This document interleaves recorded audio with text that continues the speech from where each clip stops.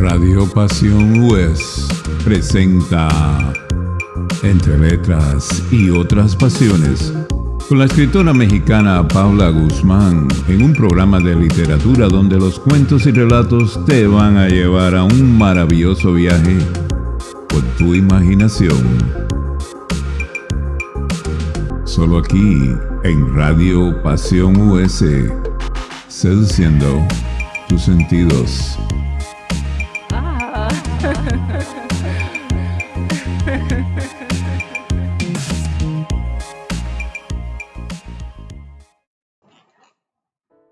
La vida de los hombres no siempre es un libro bien paginado y encuadernado. A veces, la infancia y la adolescencia vienen cuando deberían haberse ido. Esta es una frase de José Luis Martín Descalzo y con esta frase te doy la bienvenida a tu programa Entre Letras y Otras Pasiones. Yo soy Paula Guzmán y tú estás escuchando tu estación favorita, Radio Pasión US, seduciendo tus sentidos. Hoy, en este programa, en donde me encanta leer para ti, compartir contigo historias, cuentos, relatos, lo vamos a dedicar a los hijos, a esas historias que los hijos cuentan. Y debido a la petición de muchas personas sobre el programa anterior, estamos dedicando este programa a la escritora mexicana Rayo Guzmán.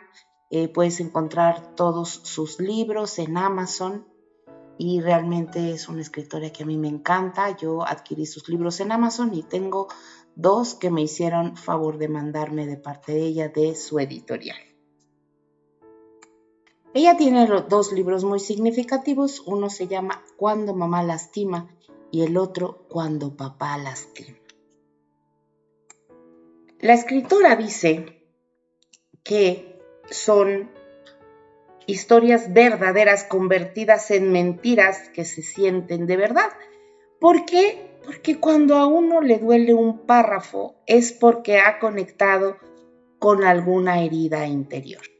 La escritora pretende que cuando leas estas historias, o en este caso escuches estas historias, no se van a curar las heridas con esta relación tan importante que es con mamá o con papá, pero sí, la escritora busca de manera muy humilde y no pretenciosa que al conocer momentos de otras vidas se rescate lo propio, sin juicios, sin prejuicios, sin rencores. Entonces, esto es una búsqueda más bien del comprender el por qué y el para qué. Algunas tradiciones tibetanas dicen que los hijos eligen a los padres. Según esta visión de la vida, 3 meses antes de iniciar la gestación, cada alma hace la elección de acuerdo con las lecciones que debe de aprender en la vida. De los vínculos divinos, por así llamarlos, que existen en la tierra, el más poderoso es el de una madre con su hijo, pues genera un aprendizaje profundo, tan doloroso que a veces lastima, tan amoroso que en ocasiones mutila y sobreprotege, todo en nombre del amor. Se trata de una relación muy poderosa en la cual el hijo, en su estado de indefensión absoluta, establece una unión afectiva con su madre de manera inmediata. Es por tanto una relación no equitativa en la que existe una total dependencia del hijo hacia la mamá. Esta indefensión temprana se hace duradera si el vínculo no madura. El rol de madre no se aprende, se configura desde la niñez. Es un trayecto de autogestión permanente en el cual la madre va conociendo sus luces, aunque al mismo tiempo van emergiendo también sus sombras. El tipo de madre que hemos tenido determina mucho nuestra personalidad, pero esto no es algo inamovible. El ser humano está en constante evolución y puede tomar la decisión de ser cada día más sano en sus emociones, aunque a veces eso implique deshacer o rehacer ese vínculo afectivo tan poderoso y por tanto lograr caminar por las rutas del perdón. Para las que somos madres, está claro que no existen recetas y que los hijos no vienen con un instructivo. En ocasiones los lastimamos sin querer, otras por cargar con heridas emocionales que no hemos logrado sanar. Se las heredamos de manera inconsciente. A veces nos sorprendemos a nosotras mismas haciendo justo lo que habíamos jurado no hacer jamás con nuestros hijos, porque eran acciones que a nosotras nos habían provocado un dolor profundo. Los lastimamos por error, por ignorancia, por accidente. No solo se lastima por maldad o por egoísmo, también se hace daño pensando que se está prodigando un acto de amor. Muchas personas son unas afortunadas por contar con una madre amorosa que las escucha, que tiene tiempo para estar a su lado, que reconoce sus logros, que les prodiga caricias sin importar la edad, que les enseña principios y valores con disciplinas y cariño. Pero otras viven experiencias llenas de resentimiento, dolor y decepción. Han tenido que aprender a transitar por el sendero del abandono, la injusticia, la desilusión o de la culpa. Carl Gustav Jung afirma que aquellos que no aprenden nada de los hechos desagradables de la vida fuerzan a la conciencia cósmica que los reproduzca tantas veces como sea necesario para aprender lo que enseña el drama de lo sucedido. Lo que niegas te somete, lo que aceptas te transforma. Y bueno, por lo tanto, aprender de nuestras cicatrices es la opción que permite el cambio. El vínculo amoroso e imperfecto que tenemos con nuestra mamá se convierte en un estambre con el que tejemos historias agridulces. Y seamos hombres o mujeres, todos hemos tenido una madre con una historia personal muy particular, única e imperfecta. Quien armoniza la unión con su madre se ha reconciliado con su vida y puede disfrutar en plenitud. El libro de Cuando mamá lastima es una recopilación de historias conmovedoras narradas desde el niño herido que, por medio del perdón, se deshace de su dolor crónico y camina hacia el sendero de la liberación emocional, de la reconciliación y la gratitud. Los nombres, pues, son inventados, por supuesto, algunas circunstancias también. Eso no significa que este sea un libro de ficción. Cada uno de los relatos está basado en testimonios que muchas personas reales le han confiado a la autora. Son historias con retazos de experiencias de hombres y mujeres que han sufrido con sus madres y que pese a ello han sabido perdonarlas. Y bueno, yo les invito nuevamente a que busquen los libros de Rayo Guzmán en Amazon. Les digo Amazon porque es el lugar más universal que hay y que seguro nadie se pierde para encontrar. ¿Y qué les parece que empezamos con el primer relato? Hablando de mamá. Y este relato se llama Desde el abismo. El perdón cae como lluvia suave desde el cielo a la tierra. Es 2 veces bendito. Bendice al que lo da y bendice al que lo recibe. Y esta es una frase de William Shakespeare. Desde el abismo. Nunca pensé vivir más de 70 años. Desde que era niño he tenido una fantasía recurrente. Sueño que camino por una vereda angosta bajo la luz de la luna y que de pronto aparece frente a mí una mujer vestida de blanco con largos cabellos plateados que toma mi mano y me guía hacia un precipicio. Una vez ahí señala el abismo y después me empuja. Caigo. Despierto bañado en sudor frío. Respiro profundamente y enciendo la luz. Se repite una y otra vez durante toda mi vida. El martes próximo cumpliré 72 años. Hace 4 días visité a mi médico por una serie de dolencias que yo había atribuido a la edad. Mi relación con el dolor físico ha sido una mezcla de evasión constante y de resistencia permanente. Desde niño se me educó para no quejarme, para ocultar a los demás cualquier pena que me acongojara. El resultado es simple. Los trastornos que he sufrido no han sido más que avisos de una enfermedad que crecía en mi cuerpo como una hiedra. Pero yo no lo sabía. Enemigo de los análisis y de los estudios médicos de rutina, he acudido a buscar ayuda demasiado tarde. El especialista me ha dicho que en el mejor de los casos me quedan me quedan solo 3 meses de vida. A mis 72 años casi cumplidos es una noticia que no me importa mucho. Que si mis venas han engrosado, que si mi corazón ya casi no late, que si mis piernas se hinchan sin mi autorización, que si mi orina es muy concentrada, ¿qué más da para alguien que ya ha vivido el tiempo suficiente? Porque hay ocasiones en las que el cuerpo me pesa y la muerte me llega a resultar atractiva. Volví de ver al médico, reproduje en mi mente su diagnóstico mortal y comencé a tener una visión retrospectiva de mi existencia. Estos días los he pasado sentado sobre mis recuerdos más añejos, con la mirada sumergida en mi pasado. Cuando ya te han avisado de que el futuro será corto, el pasado es un buen refugio en el que perderse. Por más doloroso que este sea, reconforta toparse con momentos felices que habitan en nuestra memoria.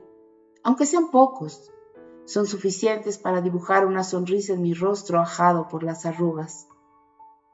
«Raúl, no me hagas enojar», gritaba doña Alma Moncada, mi señora madre, mientras me perseguía por el jardín con la palma de la mano abierta, lista para soltar el manazo sobre mi lomo. Parece que está haciéndolo ahora mismo. Al recordarla, vuelvo a sentir miedo. Mi madre fue una mujer de pocas palabras, seca. Nacida en el seno de una familia de clase media, donde las mujeres tenían menos valor que los varones, creció llena de resentimiento hacia los hombres. El primer hijo de mi abuela Elena nació muerto, así que ella puso todas sus esperanzas en su segundo embarazo. Al término nació mi madre, que la desilusionó porque, como era mujer, no pudo reemplazar al hijo muerto. El niño no llegaría hasta el cuarto embarazo. Mientras tanto, mi madre y sus 2 hermanas, que la siguieron en orden de nacimiento y habían sido entrenadas para rendir pleitesía al macho que llegaba al hogar. Después del tío Moisés ya no hubo más embarazos y doña Elena se dedicó a cuidar del hijo con devoción. Mi abuelo Marco murió de pulmonía cuando mi madre había cumplido los 15 años. Mi abuela y sus 3 hijas se dedicaron a atender al tío Moisés. De ese modo, lo convirtieron en una persona que no servía para nada, que no tenía oficio ni santo que lo iluminara. Al final lo mataron en un bar. Cuentan que por un lío de faldas, justo cuando faltaban 2 meses para que cumpliera los 30. Desde ese día, la abuela permaneció encerrada en la casa que heredó del abuelo Marco. Después de recibir la noticia, se dedicó a encender velas y a rezar rosarios para que el alma de su inmaculado hijo llegara derechito al cielo. No debe haber sido fácil para mi madre crecer entre los lamentos de mi abuela y las exigencias que cargó sobre sus hombros cada vez que le recordaba, y lo hacía sin descanso, que era la hija mayor y que por lo tanto era la responsable de lo que le sucediera a todos en esa familia. Servir de ejemplo a los demás es uno de los papeles más pesados e injustos que existen. Sus hermanas menores huyeron tan pronto como tuvieron oportunidad. La tía Paula se enamoró de un militar de origen costeño, quien se la llevó a vivir a miles de kilómetros del hogar. Solo una postal navideña nos recordaba su existencia. La tía Fernanda ingresó en una congregación de monjas del Sagrado Corazón y se hizo carne de convento. Murió de pulmonía 5 años después de haberse ido de la casa. A la abuela le llegaron sus 2 mudas de ropa y sus escapularios dentro de una caja de cartón, junto con algunas monedas. Mi madre se quedó a vivir con mi abuela aún después de que mi padre, el bueno de Felipe, la desposara. Mi padre era el tendero del pueblo.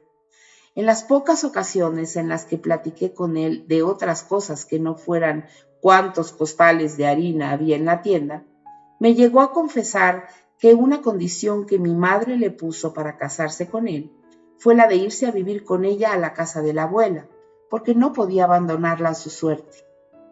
Él aceptó y entonces crecí en la misma casa en la que lo hizo mi madre. Soy Raúl, el primogénito, y a fin de cuentas, el único hijo, pues mi hermana Gabriela, que nació 2 años después que yo, Murió de tifoidea sin haber cumplido los 3 años. Taciturna, seca en palabras y en emociones, dura como una piedra. Así era mi madre. Para ella, ser buena madre era conocer el arte de darme un golpe en el momento preciso, antes de que me convirtiera en un inútil. Por las mañanas se despertaba enojada y abandonaba su habitación gritando mi nombre, y si no respondía ipso facto, la tunda no se hacía esperar. Raúl, arriba holgazán, no me hagas enojar tan temprano. Nunca comprendí cómo podía molestarla si yo estaba dormido.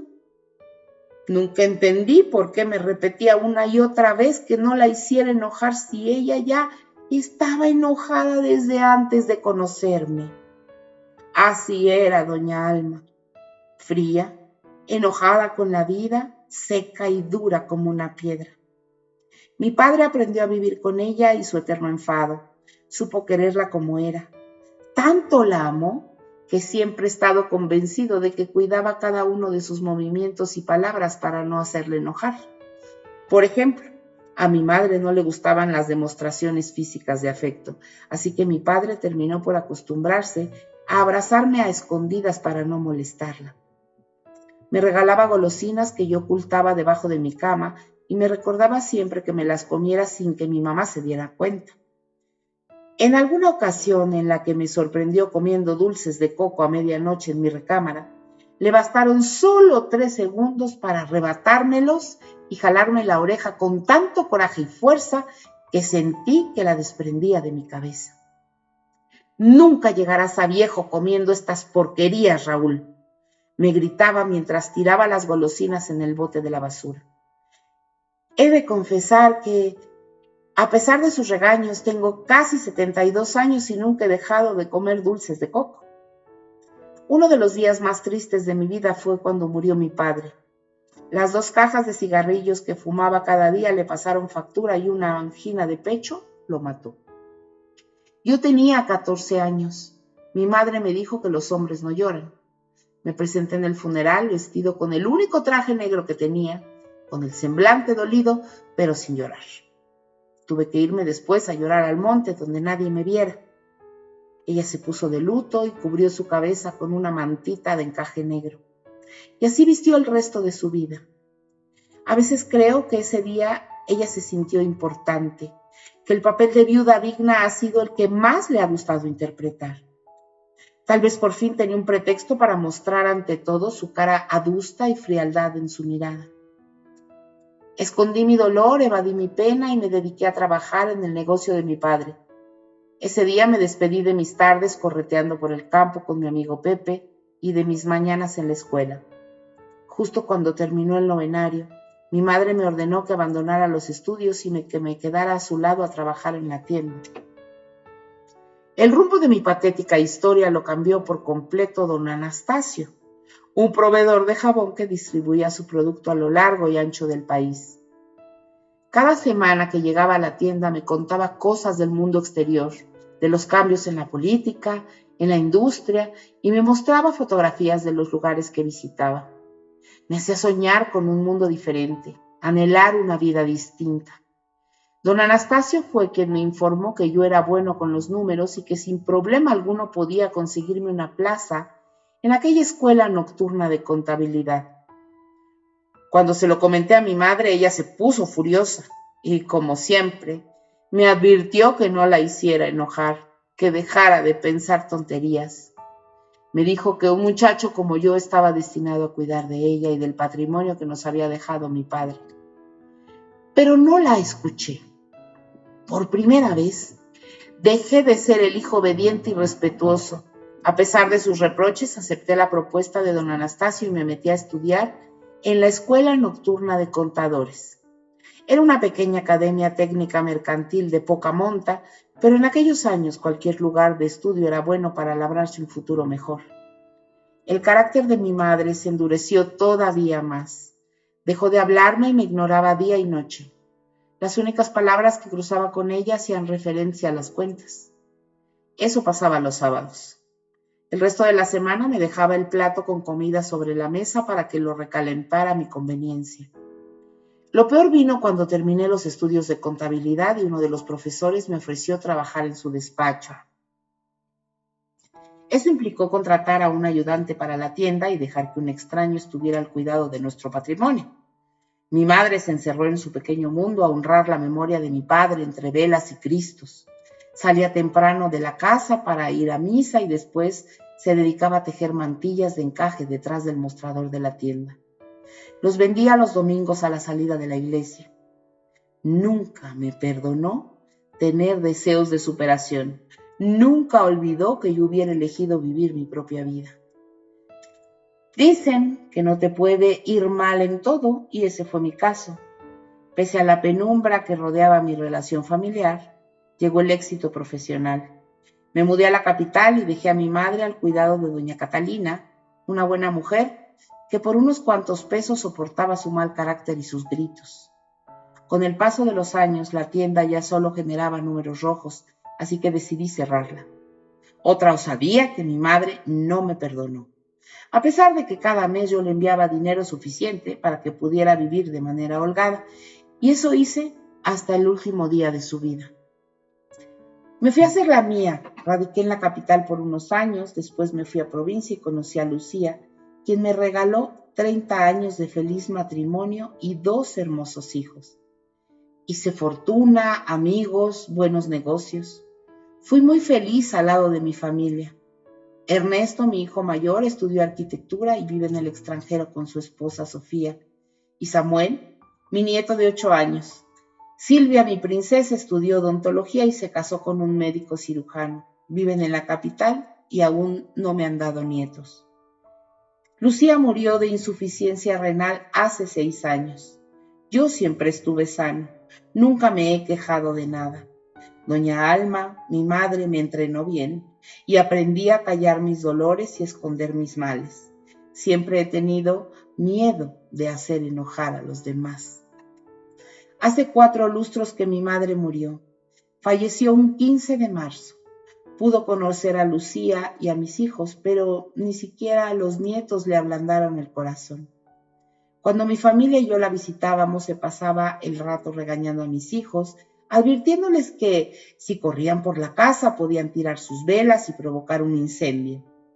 Permanecía callada observando a mi esposa y a mis hijos sin decir nada. A veces llegué a sospechar que le molestaba mi felicidad, que no perdonaría mi atrevimiento de vivir sin ella, ni a mí ni a las siguientes generaciones. La culpa me asediaba siempre. Me lamentaba por pensar así de mi madre. Me enseñaron que un hijo jamás debe de juzgar a una madre y cuando me sorprendía haciéndolo, me sentía el peor de los seres humanos. Notaba que caí en un abismo de tristeza, soledad y amargura. Hace 4 días, cuando el médico me dijo que me queda poco tiempo, me senté en mi sillón favorito y comencé a hacer una lista mental con los asuntos que había aplazado. Como buen tenedor de libros, llevo las cuentas al día y mi testamento está en orden. No debo dinero a nadie y a quien me debe lo liberé de la deuda. Quiero irme en paz, sentado en este sillón, esclavo de mi memoria. Me he dado cuenta de que esa paz que necesito para irme no es posible porque moriré con algo inconcluso. Cierro los ojos y me veo por esa vereda caminando. La luna ilumina el sendero. La mujer de largos cabellos plateados aparece y me empuja al abismo. Me doy cuenta de que moriré sin que mi madre me haya dicho una sola vez, te amo. Lloro, respiro hondo, despierto. Enciendo la luz. Ese abismo en el que me veo cayendo desde que soy un niño no es otra cosa que el vacío de cariño que siento. Puede parecer ridículo que a mis casi 72 años esté aquí, como un niño, encogido en el sillón, suplicando que mi madre me diga que me ama. Puede parecer ridículo, pero es la verdad. Tal vez por eso soy un viejo cariñoso, un abuelo consentidor que regala dulces de coco a su nieto mientras lo mece sobre sus piernas. Tal vez por eso, cada vez que hablo con mi hijo Ernesto o con mi hija Silvia, les digo cuánto los amo. Tal vez por eso fui un esposo fiel y amoroso. Tal vez por eso, en el lecho de muerte de mi madre, no dejé de repetirle cuánto la quería, quizá esperando que ella respondiera, yo también. Pero nunca lo hizo, y a mis impensables casi 72 años, lo que más deseo en estos momentos es un te amo de doña Alma, mi madre. Como buen creyente, espero que mi madre me esté esperando en la otra vida, que me reciba entre sus brazos y me diga aquello que se le olvidó decirme antes de morir. La perdono, lloro. Cierro los ojos y me veo caminando por una vereda iluminada por la luna. La mujer de largos cabellos plateados aparece, me toma de la mano y entonces subimos juntos hacia la eternidad. ¿Y qué te pareció? ¿Qué te pareció este relato de muchos que tiene este libro de Cuando mamá lastima? A mí realmente me encantó y creo que todos tenemos una anécdota especial y todos tenemos dentro de nuestro corazón una relación muy particular con nuestra mamá. Y vámonos con un fragmento ahora de otro libro de Rayo Guzmán, que es el que te contaba, que se llama Cuando papá lastima, reconstruyendo la capa del superhéroe. El sueño del héroe es ser grande en todas partes, y esta es una frase de Víctor Hugo. Y para todos los papás del mundo que por ignorancia, inconsciencia, amor o desamor lastiman a un hijo, a veces sin darse cuenta. El dolor como la experiencia de la que surge el crecimiento humano es una de las premisas de vida que he tenido, dice la autora. Dicen mis amigos médicos que el dolor es una sensación que se detona por el sistema nervioso central y que puede ser constante e intermitente. Puede ser agudo, puede ser espantosamente sordo, lacerante. Sin embargo, y sin ser médico, estoy totalmente de acuerdo con ellos en una cosa.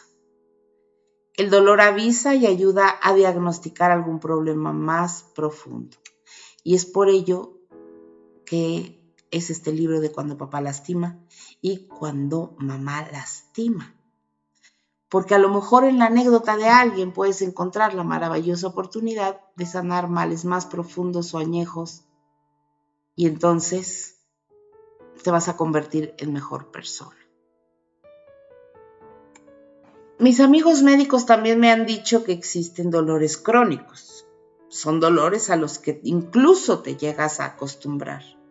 Los extrañas cuando se van, ya viven contigo.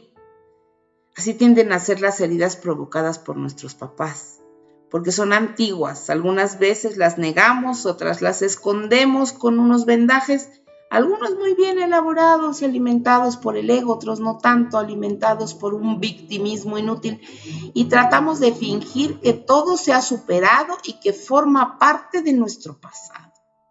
Hay quienes convierten esos dolores en rencores enfermizos o resentimientos que dañan no solamente su vida emocional, sino que llegan a somatizarse y convertirse en serias enfermedades acompañadas de dolores físicos. Y sí, efectivamente, papá también es una figura que a veces lastima.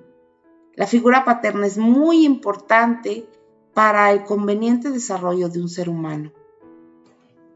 Sin embargo, considero que al ser la figura de la madre una figura tan poderosa en lo biopsicosocial, el rol del padre en determinados entornos socioculturales se ha desvalorizado. Las mujeres hemos luchado durante años por nuestros derechos, por el reconocimiento de nuestros talentos y posibilidades humanas y por conseguir espacios de desarrollo distintos a la cocina o al amamantar a un crío. Considero que todo esto también ha tenido un efecto inesperado y tal vez colateral. Mientras se iluminaba lo femenino, se ensombrecía lo masculino. Es el precio a pagar por tanto tiempo de dominación masculina. De este modo podemos constatar que en la actualidad el varón se siente desubicado al pretender conquistar a una mujer del siglo XXI que nada se parece a su mamá ni a su abuela y que en distintos discursos cotidianos dice directa o indirectamente: yo no necesito de un hombre para ser feliz. La palabra padre proviene del latín pater, patris, cuyo significado es patrono, protector, defensor, y tenemos que reconocer que la influencia que tiene la figura paterna en la construcción psíquica de un ser humano es innegable. Un padre transmite identidad, disciplina y vitalidad a la personalidad de un hijo. El padre contemporáneo tiene características que tal vez para sus antecesores serían del mundo femenino, como colaborar en las tareas domésticas. E incluso algunas personas lo consideran penoso, como que la mujer tenga un mejor puesto laboral o gane más dinero que el hombre. Algunas veces podemos encontrar en el discurso de lo familiar que la figura del padre es intercambiable. Mi hijo no necesita de un padre porque tiene mucha madre. Por ahí hemos oído algo así alguna vez. La sensación de que el padre es prescindible, la idea de que en el fondo no es tan necesario para el adecuado desarrollo del niño, se dispersan entre lo social e incluso entre las teorías que hablan de que el núcleo familiar está constituido por la relación madre-hijo, y así, madres solteras, abandonadas, separadas, divorciadas, crían hijos abrazando la infundada creencia de que con su amor basta y que sus hijos pueden crecer perfectamente sin un amor paterno. Sin embargo, a pesar de que aparentemente el hijo o la hija han crecido adecuadamente sin tener un papá, los testimonios delatan que en las profundidades del corazón de estos seres la ausencia paterna ha calado. El padre, el primer amor de las hijas, el primer superhéroe de los hijos, el que espanta a los fantasmas por las noches y simula ser caballo por el día. Cabalgando con el crío sobre los hombros, la figura que se utiliza como amenaza cuando la autoridad de la madre se vuelve débil, el que atemoriza y protege a la vez, el que se convierte en el ideal del hombre para la niña y que cuando crece se enamora y busca en otro varón las características del progenitor. Cada uno de los relatos del libro Cuando papá lastima permite constatar que lo importante es que es muy importante el padre en la vida de un hijo y que la figura paterna se amalgama en el desarrollo del individuo con los conceptos de autoridad, protección, seguridad, liderazgo, iniciativa y audacia. Por otro lado, los conceptos de infantilismo e inmadurez crónica están relacionados con la ausencia justamente de la figura paterna. Y bueno, sin embargo, los seres humanos somos posibilidad permanente. Cualquier herida en nuestros corazones puede ser sanada y transformada en la fuente de fortaleza y de inspiración que uno quiera para una mejora continua de nuestra calidad como personas. Y el sendero del perdón se transita cuando se comprende, porque la comprensión es una de las manifestaciones más luminosas del amor. Ese amor que todo sana, ese amor que todo cura, que alimenta lo mejor de nosotros mismos. ¿Y qué te parece que vamos con un relato de papá, de cuando papá lastima? No es la carne y la sangre, sino el corazón lo que nos hace padres e hijos. Y esta es una frase de Schiller, con lo que empezamos este relato que se llama Con ella. Lo que voy a contar lo he tenido escondido debajo de mis resentimientos más profundos y de mis recuerdos más dolorosos. No obstante, he decidido sacarlo de ahí y ponerlo en palabras porque es una manera de limpiar ese espacio sucio de mi corazón. Donde hay heridas sin sanar, se corre el riesgo de heredar ese dolor y ahora que nació mi hija he decidido liberarme de este peso para que ella no reciba de mí sentimientos inútiles que le hagan recorrer el camino de la existencia con cargas que no le pertenecen. Por eso hablaré de él. Voy a hablar de mi padre. Hace 8 años lo enterré vivo en mi memoria. No quise volver a saber de él. Han sido 8 años de llorar bajo la regadera para que nadie me escuche, de caminar por las mañanas acompañada de mi perro mientras lágrimas inconscientes resbalan por mis mejillas. 8 años de preguntarme una y otra vez por qué hizo lo que hizo y con quién lo hizo. Por eso he decidido dar fin a todo esto, porque tener en mis brazos a mi bebé me ha simbrado y me he dado cuenta de la gran responsabilidad que es invitar a habitar este mundo a un ser humano, al que no solo le debo dar las condiciones físicas adecuadas para su desarrollo, sino un entorno emocional sano que le permita crecer feliz. Hace 32 años mi padre, Mauricio Grajales, me tomó en sus brazos por primera vez. Soy hija única, producto de su matrimonio de 24 años con Elena Montiel, mi mamá. 24 años permanecieron juntos y vivimos una historia familiar típica aparentemente normal. Mi papá es un reconocido cirujano especializado en columna. Vivimos siempre en una casa heredada de mi abuelo paterno, en una de las colonias de clase alta de la capital del país. Estudié en colegios caros y vestí ropa fina. No supe lo que era un no de su parte. Mis caprichos o antojos eran cumplidos. Era su consentida, su muñeca, como él me decía. Crecí sentada sobre sus piernas mientras escuchaba música clásica en su despacho o en su consultorio, caminando por los pasillos del hospital privado del cual era socio, sintiéndome la princesa del doctor Grajales, la dueña del mundo, y creciendo bajo el manto protector de ese hombre guapo, talentoso y admirado. Mi madre es una mujer que dedica hasta el día de hoy mucho tiempo a su cuidado personal y es activa en la sociedad. Su vida pasa entre la peinadora y los desayunos altruistas con sus amigas, la mayoría de esposas de médicos reconocidos por mi padre. Nuestro mundo era un poco complicado. Había un padre que era un excelente proveedor y exitoso y una madre sofisticada y educada para ser la compañera de un hombre como él. Reconozco que fui una niña mimada y que mi padre era mi superhéroe. Todos los adjetivos positivos posibles para describir a un hombre los usé para describir a mi papá. Guapo, fuerte, inteligente, decidido, sabio, cariñoso, protector, elegante, talentoso, trabajador, dedicado, amoroso, consentidor, juguetón y mucho más. Sí. Obviamente se convirtió en mi prototipo de hombre. Crecí aspirando a conocer un príncipe parecido a mi papá y al primer defecto que encontraba en mis pretendientes los descartaba. El hombre que se ganara mi amor tendría que ser igual a mi papá. Cuando el ídolo se volvió de carne y hueso y sus vestiduras de santos se rasgaron, mi mundo se derrumbó con él. En la secundaria conocí a Ernestina Mendívil. Nos volvimos inseparables. Ella es hija de médico y yo también.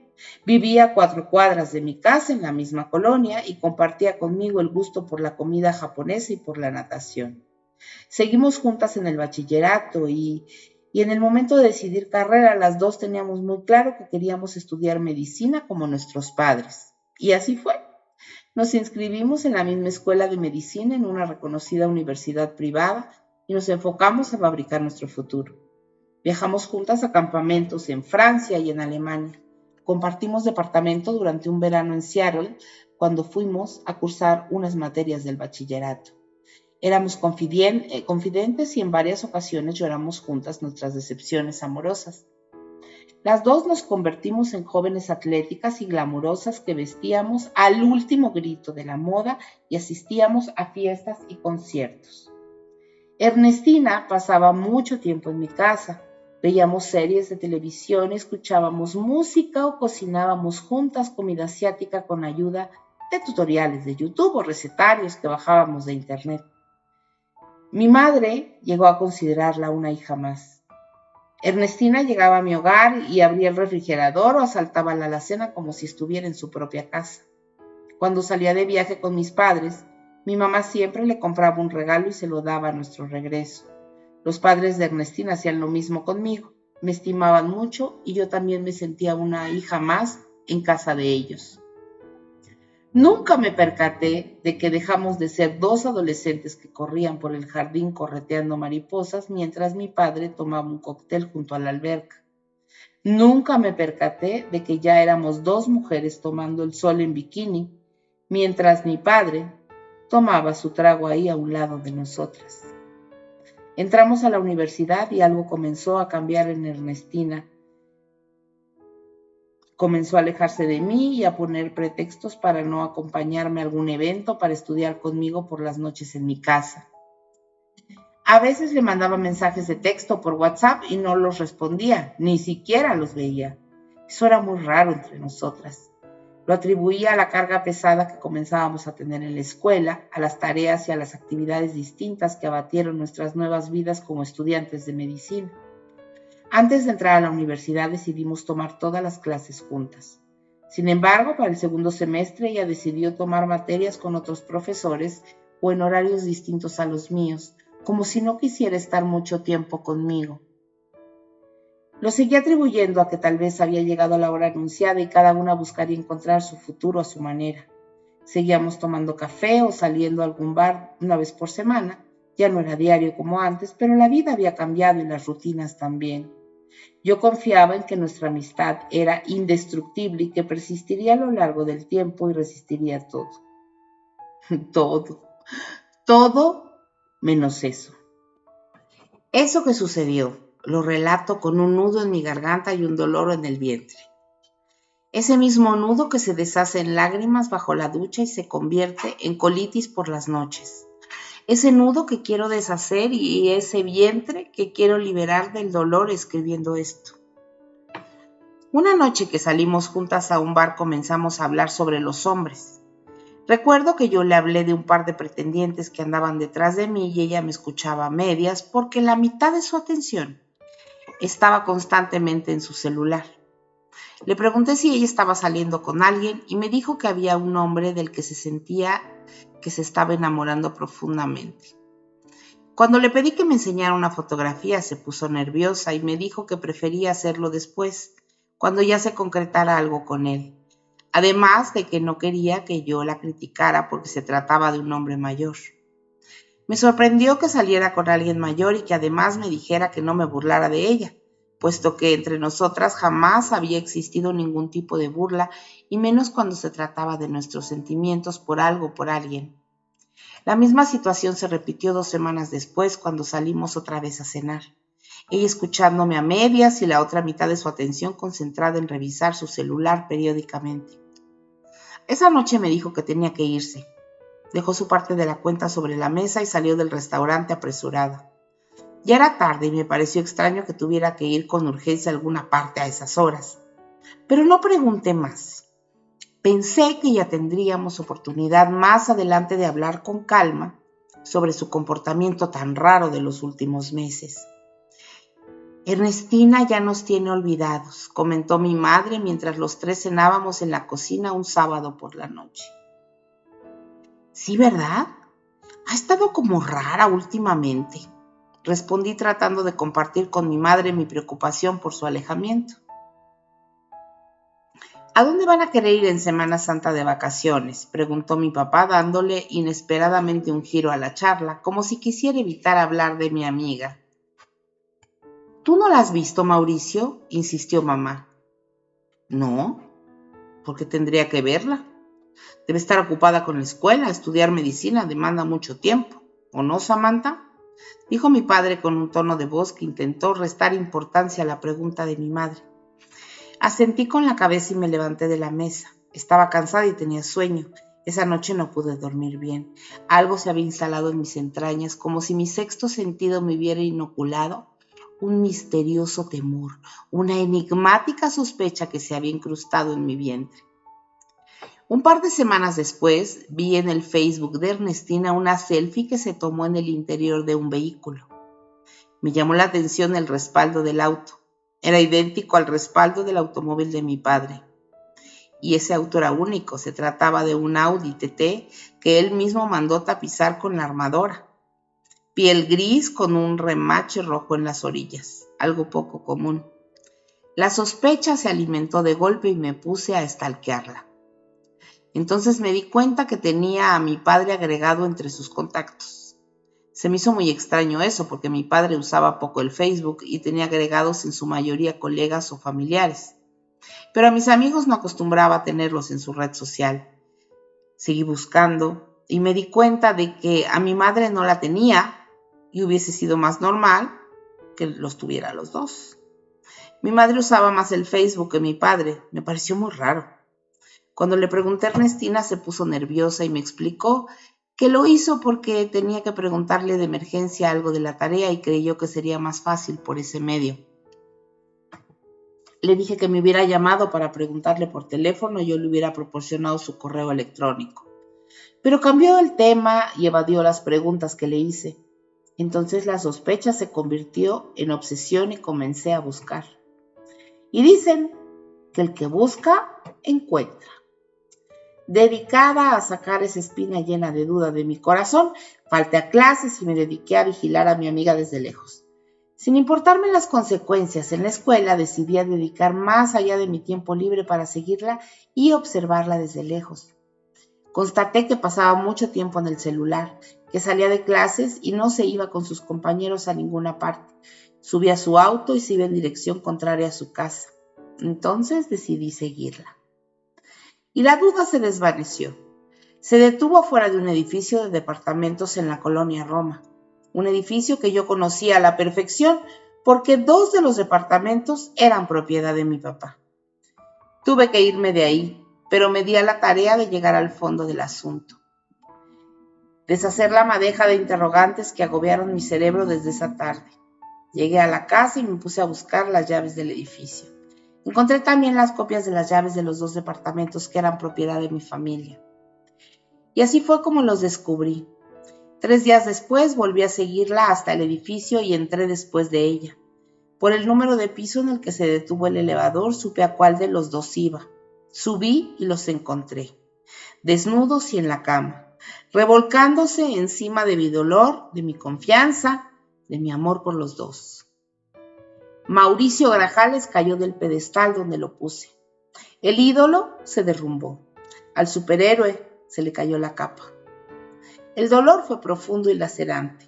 Mi padre destruyó mis recuerdos felices de la infancia, de la adolescencia. Destruyó mi amistad con Ernestina. Hoy que escribo esto, no sé si realmente pueda llamar amiga a alguien que hace lo que ella hizo.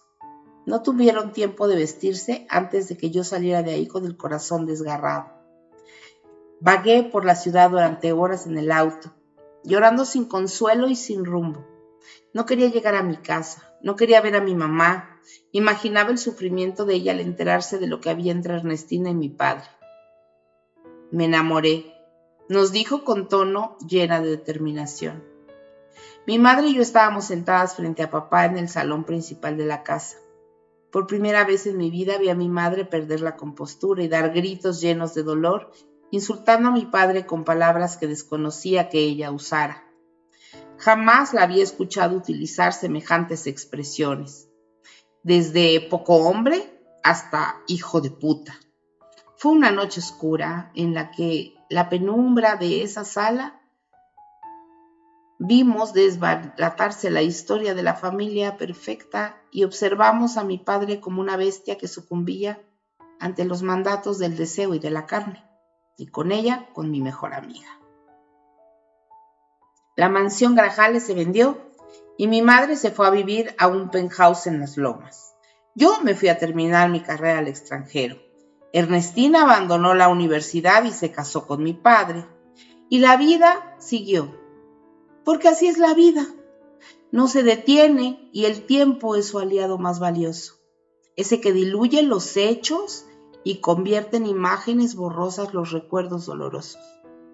Pero los recuerdos habitan en la memoria del corazón. Mientras hacía el internado conocí a Juan Pablo, un argentino amable y con agallas, decidido a convertirse en un gran cirujano pediatra. Yo me incliné por la medicina interna. Decidimos casarnos al año de noviazgo y hasta el momento siento haber tomado una de las mejores decisiones de mi vida. Ha sido Juan Pablo el que me ha hablado de lo importante que es para mí perdonar a mi padre. Ahora que nació nuestra hija, siento que ha llegado el momento de escribir nuevos capítulos en el libro de mi alma. Mi niña tiene el derecho de conocer a su abuelo y a ella, a Ernestina, porque aunque me duela es la mujer que mi padre eligió para reinventarse. Ahora que soy esposa entiendo que tal vez la relación con mi madre no era tan buena como ellos aparentaban, o tal vez es una historia más del hombre maduro que cae rendido ante la carne joven. No lo sé. Solo ellos saben en el fondo qué había en las entrañas de su matrimonio. Y solo mi padre sabe lo que lo llevó a elegirla a ella, precisamente a ella, a mi mejor amiga. Con el paso de los años nos hemos enterado por otras personas o por familiares de que llevan un matrimonio feliz. Ernestina dio a luz a un varoncito hace 4 años. Se la pasan juntos y ella acompaña a mi padre a todas partes. Ella es la que ha estado a su lado cuando ha recibido reconocimientos o cuando ha estado enfermo. Juan Pablo dice que si fue mi amiga tantos años no debe ser mala persona y que mi padre tampoco. Que así son las historias inesperadas del destino y que aunque haya dolido, así tenía que ser. Mi madre también ha empezado a rehacer su vida. Tiene un novio alemán que la ha vuelto a hacer sentir como un adolescente. Se ha pintado el cabello y ha regresado al gimnasio. Ha vuelto a sonreír. He sido yo la que me he estado meciendo en el columpio del rencor todos estos años. Y ha llegado el momento de bajarme. Me abrió la puerta Ernestina. Vestía un traje sastre blanco de lino y con el cabello corto. Se le llenaron los ojos de lágrimas cuando me vio. Me dio un temeroso abrazo al que respondí con recelo, y detrás de ella apareció él, con más años, con más canas, más delgado, igual de guapo, con la misma sonrisa encantadora que mataba mis miedos por las noches cuando le tenía miedo a la oscuridad. Me abrigó en un abrazo en el que sentí una mezcla de ternura y dolor, como si en ese silencioso contacto físico me dijera, yo también sufrí, a mí también me ha dolido. Detrás de mí Juan Pablo cargando a nuestra hija. Entonces vi a mi padre dirigir la mirada hacia ellos y los ojos se le llenaron de agua. Los abrazó en uno solo para después pedirle a mi esposo que le cediera a la niña.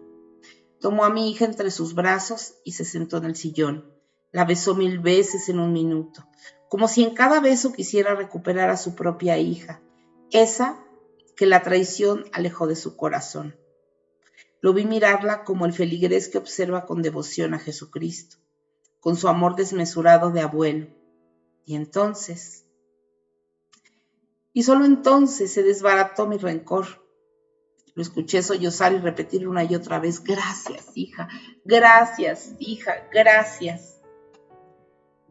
Maura hoy cumple 6 meses y su abuelo viene a verla cada semana. A veces viene solo y en otras lo acompaña Ernestina. La puerta de mi casa estará siempre abierta para mi padre y su nueva familia, porque le he cerrado la puerta al rencor, porque quiero ser libre de espíritu para criar a mi hija en el amor. Mi madre lo ha comprendido porque ella se ha vuelto a enamorar y también vive una época de reconciliación con la esperanza. He podido convivir con Ernestina en paz sin intercambiar frases de reproche, siendo cordial. Nuestra amistad nunca se recuperará de algo así, pero la he perdonado, aunque sé que jamás volveremos a ser las amigas que un día fuimos. Ese día que mi padre tomó entre sus brazos a mi hija y vi el amor desbordarse hacia ella en sus ojos, recordé también lo mucho que mi padre me ama a mí. Y ese día vi con mis ojos limpios de resentimiento cómo mi superhéroe recuperó su capa. Y aquí termina este relato de Cuando papá lastima, de la escritora Rayo Guzmán. Te invito a que busques sus libros en Amazon. Cada libro, Cuando mamá lastima o Cuando papá lastima, tienen muchos más relatos que ofrecerte, muchas reflexiones. Y te recuerdo que Rayo Guzmán también tiene una experiencia en esto del desarrollo personal y tiene formación en ello, y eso hace que los relatos nos lleguen directos al corazón y con reflexiones maravillosas. La manera de escribir que tiene me encanta. Y yo te quiero agradecer el favor de tu sintonía el día de hoy, que te hayas quedado hasta ahora escuchando estas historias, una de Cuando mamá lastima, otra de Cuando papá lastima, un poquito de lo que tratan los libros. Y yo te invito a que nos busques en nuestras redes sociales como Radio Pasión US. En mis redes sociales personales son Paula Guzmán Autor, y mis libros, porque yo también soy escritora, los puedes encontrar en Amazon también, o conmigo directamente. ¿Y tu estación favorita? Pues ya sabes que estamos 24/7 para ti con contenido maravilloso de diversos temas. Te invito a que te suscribas a nuestro canal de YouTube de Radio Pasión US. Suscribirte es gratis y puedes estar al tanto de todos mis programas que subo a dicha plataforma. Y si quieres algún programa atrás, bueno, pues ahí lo puedes buscar. Y yo te mando un besito a donde quiera que estés y no te pierdas la próxima cita que tenemos tú y yo para que yo lea para ti. Hasta la próxima.